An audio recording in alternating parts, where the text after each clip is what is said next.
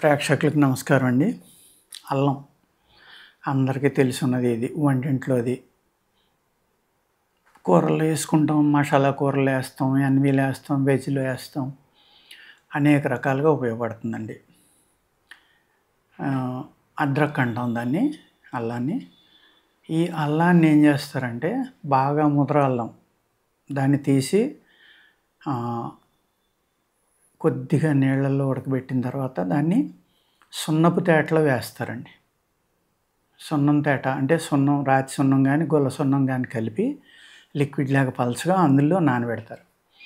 నానబెట్టి ఎండబెట్టడం అలాగ 2 సార్లు ఎండబెట్టేసరికి ఏమవుతుందంటే ఈ అల్లంలో ఉన్న దోషాలన్నీ పోయి అల్లాన్ని ప్యూరిఫై చేయటం అనమాట. సొంటిగా మారినప్పుడు జరిగే ప్రక్రియలో తర్వాత మనకి ఇబ్బంది లేకుండా ఉండటం కోసం దాన్ని శుద్ధీకరణ అనుకుంటే సున్నపు నీళ్ళలో నానబెట్టి ఎండబెట్టడం అనేది అల్లాన్ని శుద్ధి చేసినట్టండి. సొంటిని, అల్లాన్ని కాదు. ఈ అల్లమే సొంటి కింద మారుతుందన్నమాట ఎండబెడితే. ముందర అల్లంగా ఉంటుంది మనకి. ఈ అల్లం అనేది పరిచయం లేని వాళ్ళు సాధారణంగా ఉండరండి. అనేక రకాలైన ఔషధ గుణాలు ఉన్నాయి ఇందులో.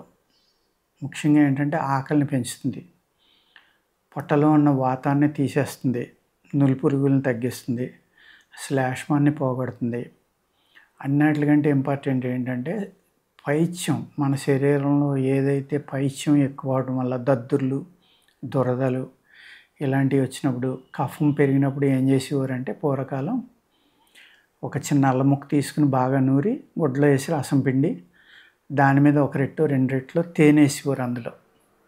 అది బాగా రంగరించి చిన్నపిల్లల కాడి నుంచి పెద్దవాళ్ళ దాకా వయసుని బట్టి పరగడుపున ఇచ్చేవారు అన్నమాట. ఇస్తే దగ్గు, అజీర్ణం, పైత్యం, మెయిన్ ఏంటంటే దురదలు, చర్మవ్యాధులు ఎక్కువ ఉండి అప్పట్లో. ఇప్పటికి మళ్ళీ ఏదో దోమలకి దోమతెరలో ఉండే కానీ ఒడోమాసులు లాంటివి లేకపోతే దోమల్ని తోలేయడానికి అనేక రకాల క్రీములు, ఈ పొగ వేసుకుని మిషన్లు ఇలాంటివి లేవండి అప్పట్లో. అందుకేం చేసేవారంటే ఏవి కుట్టినా కూడా ఇలాంటిది బయట ఏమైనా కుట్టిని, ఒళ్ళంతా కుట్టిని, దద్దుర్లు వచ్చినాయి అని చిన్నపిల్లలకు కానీ ఎవరికైనా సరే ఆ అల్లం రసం, తేనె కలిపిచ్చేవారు అనమాట. చిన్నపిల్లలకి అజీర్ణంగా ఉందనుకోండి, కడుపులో ఉబ్బినట్టు ఉండటం, లేకపోతే అరగకపోవటం, మోషన్స్ అవ్వటం ఇలాంటివి జరిగినప్పుడు ఏం చేసేవారు, కొద్దిగా ఒక 5-6 డ్రాపులు అల్లం రసం, ఒక 10 డ్రాపులు తేనె కలిపి నాకించేవారు సంటిబిడ్డకి. ఆ శ్లేష్మం దిగిపోయేది, అడ్డుపడిన శ్లేష్మం ఏమైనా ఉంటే పొట్టంతా శుద్ధి అయిపోయేది, ఫ్రీగా మోషన్ అయ్యి తిన్న ఆహారం పూర్తిగా, వాళ్ళు పాలు తాగే పిల్లలైనా సరే పాలు పూర్తిగా అరిగిపోయి ఆ జీర్ణం అనేది పోయి పూర్తిగానే చక్కగా ఆరోగ్యంగా ఉండేవారు అన్నమాట. ఇది ఆకలిని పెంచడంలో చాలా మంచి. మనకి ఇక్కడ రోడ్ల మీద చూస్తూ ఉంటాం కూడా ఎర్లీ మార్నింగ్ ఎక్కడ సిగ్నల్స్ దగ్గర అక్కడ అల్లం మురబ్బా అని అమ్ముతూ ఉంటారు కదా.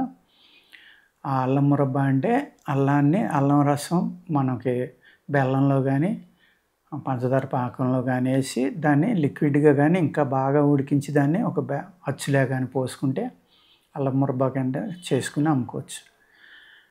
అదేవిధంగా అల్లాన్ని మనం కొంతమంది ఏం చేస్తారంటే అల్సర్స్ ఉన్నప్పుడు పూర్వం ఏం చేసేవారంటే అల్లాన్ని చెక్కేసి పై తొక్క ఉండగా తినకూడదండి, తొక్క తీసేయాలి.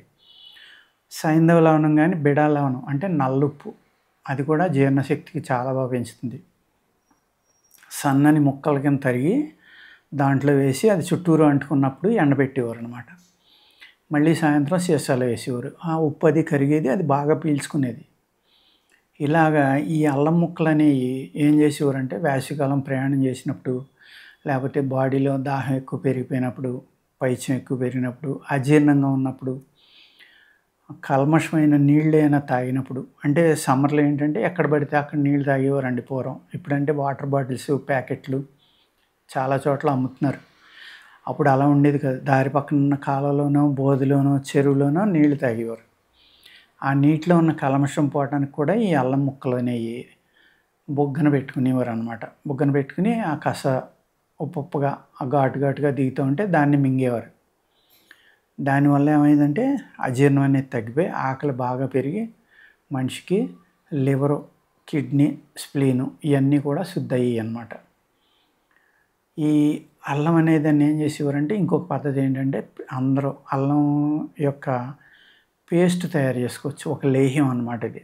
అల్లాన్ని అంటే సొంఠి తీసుకోండి, అల్లం తీసుకోండి, లేకపోతే అల్లం మీద సొంఠి బాగా పనిచేస్తుందండి ఇక్కడ. ఎండబెట్టిన అల్లం. ఆ ఎండబెట్టిన అల్లాన్ని ఏం చేయాలంటే మీరు పై తొక్క తీసేసి దాన్ని చిన్న చిన్న ముక్కలుగా కొట్టి పొడిని చేసుకుంటే అందులో పీసులు వస్తాయి. ఆ పీసులు లేకుండా దాన్ని శుభ్రం చేసుకోవాలి. శుభ్రం చేసుకుని ఒక గాజు సీసాలో వేసుకుని అది మునిగిపోయేటట్లుగా మీరు నిమ్మరసం పిండాలి. మొత్తం తడిసిపోయి పైన కొద్దిగా నిమ్మరసం వచ్చేలాగా దాన్ని ఎండలో పెట్టాలండి. 3 రోజులు ఎండబెట్టాలి. అలా 3 రోజులు ఎండేసరికి అది ఒక లేహ్యంలాగా తయారవుతుంది అన్నమాట. సమ్మర్ ఎండలో పెడితే బాగా పనిచేస్తుంది. రైనీ సీజన్లో అయితే మళ్ళీ బూజు పట్టడం ఇటువంటివి జరుగుతాయి. కాబట్టి అల్లం దీన్ని మనం వాడుకోవాలి అంటే పైత్యానికి కానీ, లివర్ ఎన్లార్జ్మెంటు, లివర్ కంట్రోల్ కండిషన్లోకి రావడానికి, ఆకలి పెరగడానికి అన్నిటికి కూడా చక్కని సి విటమిన్ ఉంటుందండి ఇందులో. ఎందుకంటే నిమ్మరసంలో ఊరబెట్టాం కదా, అందుకనమాట. ఊరించిన అల్లం చూర్ణం ఇది. అల్లం ముక్కలు నానబెట్టుకోవచ్చు, అలాగే ఎండలో పెట్టుకోవచ్చు, అల్లం చూర్ణం చేసుకోవచ్చు. ఇది బాగా ఊరిన తర్వాత మనం ఎర్లీ మార్నింగ్ లేచి ఒక 2.5 నుంచి 5 గ్రాములు మన బాడీ వెయిట్ నుంచి చూసుకుని దాన్ని నిమ్మరసం ప్లస్ ఉప్పు కూడా వేయాలండి అందులో. ఓన్లీ నిమ్మరసం సరిపోదు. మనం 250 గ్రాములు అల్లం చూర్ణం తీసుకున్నాం అంటే ఎండబెట్టిన అల్లం సొంటి చూర్ణం తీసుకున్నాం. అది ములిగేలాగా నిమ్మకాయ రసం పిండామండి. పిండిన తర్వాత అందులో ఒక 50 గ్రాముల దాకా బిడాళ్ళ లవణం ఏదైతే ఉందో ఆ లవణం కలుపుకోవాలి. నల్లుప్పు అంటాం కదా, ఆ నల్లుప్పు అందులో కలుపుకుని అప్పుడు నిమ్మరసం పోస్తే అది చాలా బాగా ఊరుతుంది అనమాట. పప్పుగా, పుల్లగా, ఘాటుగా, చాలా టేస్ట్గా కూడా ఉంటుంది. అది అలవాటైతే పిల్లలు కూడా చాలా బాగా తింటారు. ఎవరైతే అన్నం తినమని పేసి పెట్టి పిల్లలు ఉంటారో వాళ్ళకి చిన్న ఇంతంత వాళ్ళు నాలుగు రాసేస్తే వాళ్ళు తినేయమంటే తినేసారనుకోండి, ఒక 4 రోజులు అలవాటుగా మళ్ళీ పెట్టండి అని అడుగుతారు వచ్చి. ఉప్పుగా పుల్లగా తగులుతుంది కదా, కొంచెం ఘాటుగా ఉంటుంది. ఊరి కొలిది ఆ ఘాటు తగ్గుతుందండి. కానీ పని మాత్రం ఏమీ తగ్గదు, చాలా చక్కగా పనిచేస్తుంది. అందుచేత ఈ పిల్లల యొక్క అజీర్తి, కడుపు నొప్పులు, అజీర్ణం వల్ల వచ్చే కడుపు నొప్పి అన్నమాట, అజీర్ణం వల్ల వచ్చే డయేరియా కానీ ఇటువంటి వాటికి అల్లంతో చేసుకున్న మురబ్బా కానీ, లేదు అల్లాన్ని ఎండబెట్టిన తర్వాత వచ్చే సొంటితోటి చేసుకున్నవి కానీ చాలా బాగా పనిచేస్తాయండి. ఈ పూర్వం ఏం చేసేవారంటే తేనెలో కూడా ఉడకబెట్టేవారు, ఊరబెట్టేవారు అల్లం ముక్కలు. దాన్ని జాగ్రత్తగా కోసి తొక్క తీసి సన్నగా తరిగి వాటిని తేనెలో వేసి ఎండలో పెట్టి ఊరబెడితే ఏమవుతుందంటే తేనెలో ఊరిన అల్లం అవుతుంది అనమాట. అది మనకి బాడీ అంతా ఇమీడియట్గా క్యారియర్గా దాన్ని ఉపయోగించుకోవచ్చు. ఏదైనా తిన్నాం అనుకోండి, మందు ఏదైనా వెంటనే ఈ 2 ముక్కలు తిన్నాం అనుకోండి తేనెలో ఊరబెట్టినవి, మనం తీసుకున్న మందుని బాడీ అంతా ఇమీడియట్గా స్ప్రెడ్ చేయడానికి చాలా బాగా పనిచేస్తుంది అనమాట. ఈ ఊరబెట్టిన 2-3 ముక్కలు నూరి కూడా మీరు మందుతో తీసుకోవచ్చు. ఆ విధంగా కూడా తీసుకోవచ్చండి. అదేవిధంగా ఈ అల్లం రసం తీసేసి ఆ రసం ఎంత ఉందో చూసుకుని వెనిగరు, అదే ఒక 100 గ్రాముల అల్లం రసం, వెనిగర్ ఒక 200 గ్రాములు, తేనె ఒక 300 గ్రాములు, ఒక 1/2 కిలో పంచదార, ఇవన్నీ కలిపి మరగబెట్టుకోవాలన్నమాట. ఒక సిరప్ లాగా చేసుకుంటే దానిని తాగితే కనుక కడుపులో ఎవరికైతే గ్యాస్ పెరిగిపోతుందో, గ్యాస్ట్రిక్ ప్రాబ్లం ఉంటుంది కదండి, గ్యాస్ట్రిక్ ప్రాబ్లం ఉన్న వాళ్ళకి ఒక టీ లాగా దాన్ని వేడివేడిగా బాగా వేడి నీళ్ళలో కలుపుకుని ఉదయం సాయంత్రం తాగితే అన్ని రకాలైన అజీర్ణాలు తగ్గిపోతాయండి. ఏమేం చెప్పాను? అల్లం రసం 100 గ్రాములు అయితే వెనిగర్ 250 అంటే 250 ml దాకా తీసుకోవచ్చు. 150 నుంచి 250 మీ ఇష్టం. మీరు టేస్ట్కి కావాలంటే టేస్ట్కి, ఎలా కావాలంటే అలా తీసుకోండి.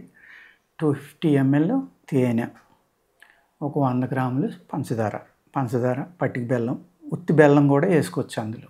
మామూలు బెల్లం ఉంటుంది కదా, తాటి బెల్లం కానీ లేకపోతే మామూలు బెల్లం కానీ, షుగర్ కేన్ నుంచి వచ్చే బెల్లం, చెరకు బెల్లం అంటాం కదా, అది కానీ ఏదో ఒకటి కలుపుకుని మీరు తేనె పాకం వచ్చేలాగా ఉడకబెట్టుకుని దాన్ని జాగ్రత్తగా గాజు సీసాలో పోసుకుని డైలీ ఎర్లీ మార్నింగ్ కనుక టీ తాగినట్టు తాగితే ఉదయం సాయంత్రం రక్తశుద్ధికి, అదేవిధంగా అజీర్ణం మీద అలాగే మీ లివర్ ఎన్లార్జ్మెంట్ కానీ ఇలాంటివి ఉంటే వాటి మీద, పైత్యం మీద చాలా చక్కగా పనిచేసి మీ గ్యాస్ట్రిక్ ప్రాబ్లం అన్నీ తగ్గిపోయి పొట్టలో ఉన్న గ్యాస్ కానీ వాతం కానీ అన్నీ బయటకు వచ్చేసి మంచి చక్కని రిలాక్సేషన్ వచ్చేలా చేస్తుంది అన్నమాట. మీ పొట్టని, మీ ఆలోచనని కూడా చాలా బాగా పనిచేస్తుందండి. ప్రేక్షకులు తప్పనిసరిగా చేసుకుని తాగండి. అన్ని రకాల అజీర్ణాలు తగ్గుతాయి, లివర్ కూడా చక్కగా పనిచేస్తుంది, గ్యాస్ట్రిక్ ప్రాబ్లం తగ్గుతుంది, రక్తశుద్ధి అవుతుంది, దగ్గు తగ్గుతుంది, పైత్యం తగ్గుతుంది. ఓకేనండి. నమస్కారం.